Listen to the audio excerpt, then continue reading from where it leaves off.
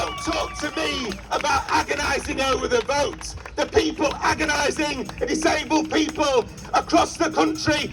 Don't talk to me about agonising on £93,000 a year. Do the right thing, for God's sake. Campaigners from groups including Disabled People Against Cuts and Stop the War rallied members to Parliament Square this Monday to voice their dissent against the upcoming Universal Credit and Personal Independence Payment Bill. Facing a major rebellion of backbench MPs, the government has been forced to make concessions, promising that cuts on certain benefit and disability payments, including the Personal Independence Payment, or PIP, would only apply to new claimants. Despite this, demonstrators argue the bill has been written without proper input from disability rights organisations and will drive people into poverty. One protester, George Fielding, himself a Labour Party member, said the upcoming bill and the end-of-life bill passed earlier this month showed disregard for disabled people's lives.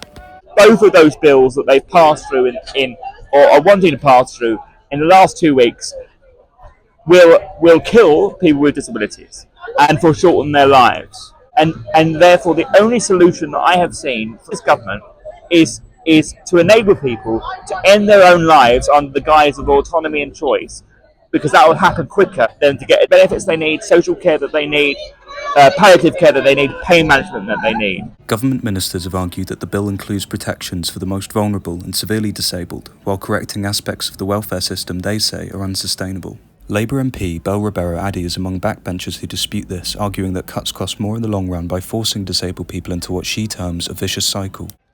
Assessments so far show that it won't necessarily get people back into work. In fact, I'm concerned that it's going to get pushed on to other services if people get more sick. So it doesn't even make sense in terms of saving money. Yes, the welfare system needs reform, but it has to be done in a way that fully consults with those that are the most impacted. Looking at the impact it will have, it's just going to make people poorer. And as I said, that's not what we were elected to do. We weren't elected to make people's lives more difficult. In a sentiment shared by fellow attendees, Fielding said he feared the government, in a difficult financial position, was dictating policy out of fear rather than hope.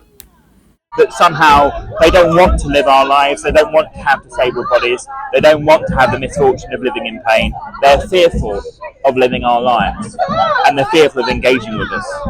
The Department of Work and Pensions was approached for comment. Toby Carmichael for the South West Londoner.